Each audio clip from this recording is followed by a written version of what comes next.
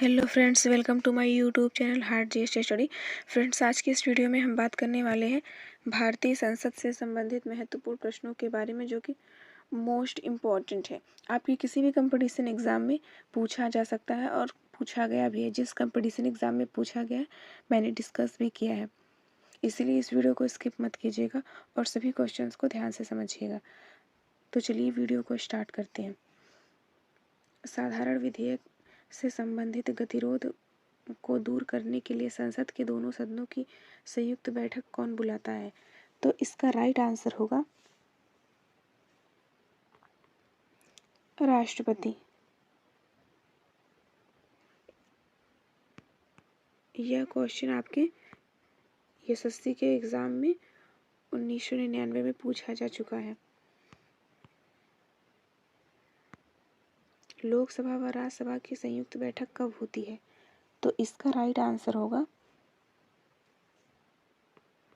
लोकसभा एवं राज्यसभा में मतभेद होने पर। लोकसभा एवं राज्यसभा में जब मतभेद होगा तब लोकसभा और राज्यसभा की संयुक्त बैठक होती है। यह क्वेश्चन आपके आरआरबी टीसी के एग्जाम में 2006 में पूछा जा चुका है। संसद के दोनों सदनों के साथ साथ बैठने पर निम्न होता है, तो इसका राइट आंसर होगा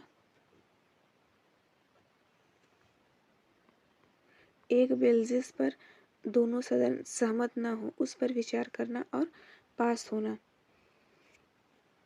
यह क्वेश्चन आपके आरआरबी एएससीएम के एग्जाम में 2005 में पूछा जा चुका है।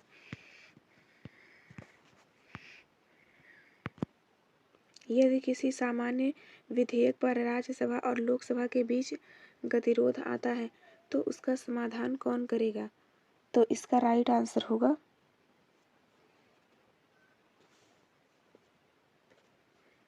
संसद का संयुक्त सत्र। संसद का संयुक्त सत्र उसका समाधान करेगा। यह क्वेश्चन आपके एसएससी के एग्जाम में 2013 में पूछा जा चुका है।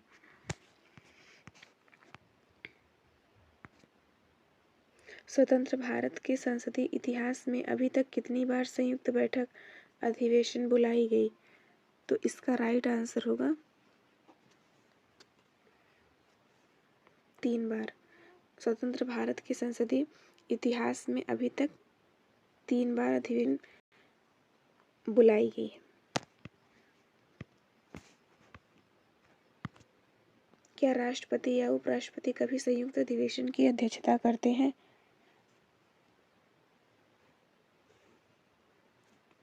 तो इसका राइट आंसर होगा कभी नहीं। राष्ट्रपति और उपराष्ट्रपति कभी भी संयुक्त अधिवेशन की अध्यक्षता नहीं करते। संसद के दोनों सदनों के संयुक्त अधिवेशन की अध्यक्षता कौन करता है? तो इसका राइट आंसर होगा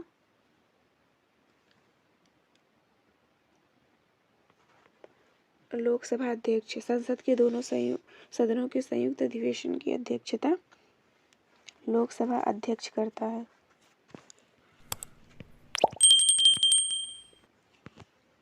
संसद की संयुक्त बैठक को कौन संबोधित करता है? तो इसका राइट आंसर होगा राष्ट्रपति। संसद की संयुक्त बैठक को राष्ट्रपति संबोधित करता है। भारत की संसद के दोनों सदनों की संयुक्त बैठकें किस लिए आयोजित की जाती हैं? तो इसका राइट आंसर होगा उस विधेयक पर विचार करने तथा उसे पारित करने के लिए जिस पर दोनों में मतभेद हो। यह क्वेश्चन आपके एनडीए के एग्जाम में और ये नए के एग्जाम में 2014 में पूछा जा चुका है।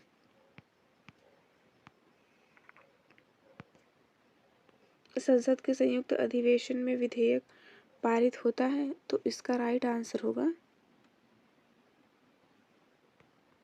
दोनों सदनों के कल उपस्थिति तथा मतदाता सदस्यों के सामान्य बहुमत द्वारा।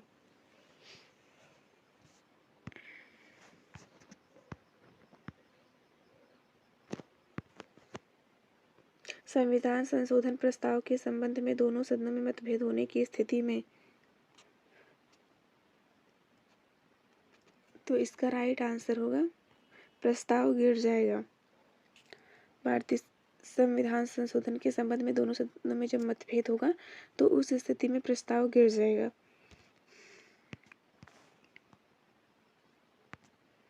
संसद की कार्यवाही सूची में प्रथम विषय होता है तो इसका राइट आंसर होगा स्थगन प्रस्ताव। स्थगन प्रस्ताव संसद की कार्यवाही सूची में प्रथम विषय होता है। कौन सी प्रथा संसदीय प्रणाली को भारत की देन है तो इसका राइट आंसर होगा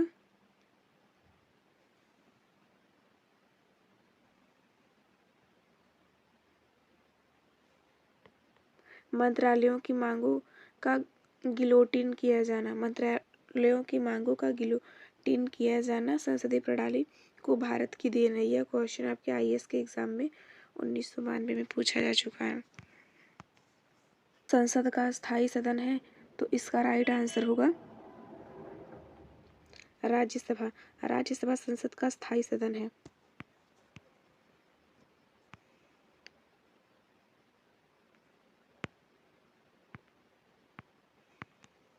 भारतीय संसद में शामिल हैं तो इसका राइट आंसर होगा लोकसभा, राज्यसभा एवं राष्ट्रपति। लोकसभा, राज्यसभा और राष्ट्रपति भारतीय संसद में शामिल है। यह क्वेश्चन यूपी पीसीएस के एग्जाम में 2015 में पूछा जा चुका है। संसद के किसी सदस्य की सदस्यता तब समाप्त समझी जाती है जब वह बिना सदन को सूचित किए अनुपस्थित रहता है तो इसका राइट आंसर होगा 60 दिन। संसद के किसी सदस्य की सदस्यता तब समाप्त समझी जाती है जब वह बिना किसी सूचना के 60 दिन तक अनुपस्थित रहता है। और यह क्वेश्चन आपके आईएएस के एग्जाम में 1990 में, एमपी पीएससी के पीसीएस के एग्जाम में 1992 में पूछा जा चुका है। एक वर्ष में कम से कम कितनी बार संसद की बैठक होना आवश्यक है तो इसका राइट आंसर होगा 2 बार। एक वर्ष में कम से कम 2 बार संसद की बैठक होना आवश्यक है। यह क्वेश्चन आपके यूपी पीसीएस के एग्जाम में 1995 में पूछा जा चुका है।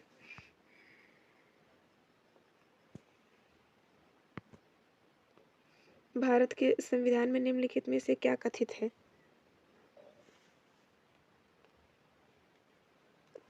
तो राष्ट्रपति संसद के किसी सदन का सदस्य नहीं होगा। संसद राष्ट्रपति के दोनों सदनों से मिलाकर बनेगी।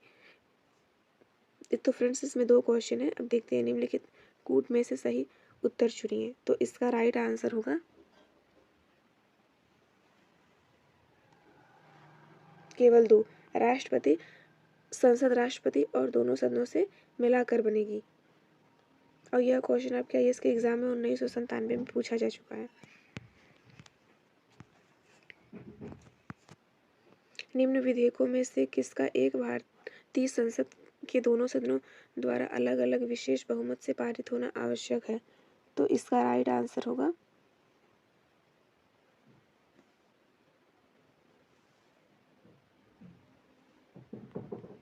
संविधान संशोधन विधेयक।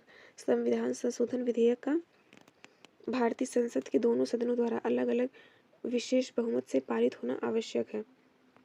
यह क्वेश्चन आपके आईएएस के एग्जाम में 2003 में पूछा जा चुका है। सांसदों के वेतन का निर्णय कौन करता है तो इसका राइट आंसर होगा संसद। सांसदों के वेतन का निर्णय संसद करता है। यह क्वेश्चन आपके एसएससी के एग्जाम में 1999 में पूछा जा चुका है। संसद के कुल सदस्यों का कितना भाग वैधानिक चैम्बर की मीटिंग बुलाने के लिए आवश्यक गण पूर्ति है तो इसका राइट आंसर होगा 1/10 भाग। यह क्वेश्चन आपके आरआरबी के एएसएम के एग्जाम में और जीजी के एग्जाम में 2003 में पूछा जा चुका है। संसदीय प्रणाली वाली सरकार को अन्य किस नाम से जाना जाता है तो इसका राइट आंसर होगा संघीय सरकार। संसदीय प्रणाली वाली सरकार को संघीय सरकार के नाम से भी जाना जा सकता है। यह क्वेश्चन आपके एसएससी के एग्जाम में 1997 में पूछा जा चुका है। भारतीय राजनीतिक व्यवस्था में कार्यपालिका के अधीन रहकर कार्य करती है तो इसका राइट आंसर होगा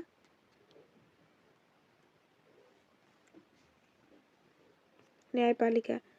भारतीय राजनीतिक व्यवस्था में कार्यपालिका न्यायपालिका के अधीन रहकर काम करती है। यह क्वेश्चन आपके बीपीएससी के एग्जाम में 2002 में पूछा जा चुका है। संविधान लागू होने के बाद सर्वप्रथम त्रिशंकु का गठन कब हुआ? तो इसका राइट आंसर होगा 1989 ईस्वी में। संविधान लागू होने के बाद सन 1989 ईस्वी में त्रिशंकु संसद का गठन हुआ। अस्थायी संसद भारत में कब तक अस्तित्व में रही? तो इसका राइट आंसर होगा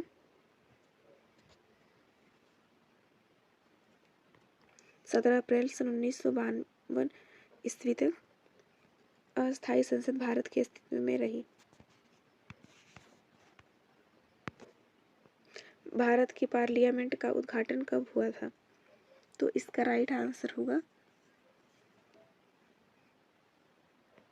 1927 ईस्वी में भारत की पार्लियामेंट का उद्घाटन हुआ था। संसद के दोनों सदनों का छत्रावसान कौन करता है? तो इसका राइट आंसर होगा राष्ट्रपति। संसद के दोनों सदनों का सत्तावसान राष्ट्रपति करता है। संसद के किन सदस्यों को गैर सरकारी सदस्य कहा जाता है? तो इसका राइट आंसर होगा मंत्री के अलावा अन्य प्रत्येक सांसद का गैर सरकारी सदस्य कहा जाता है।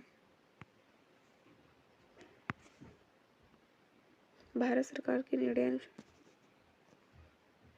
संसद का एक सदस्य अपने क्षेत्र के विकासात्मक कार्यक्रमों हेतु कितनी राशि खर्च करता है? तो इसका राइट आंसर होगा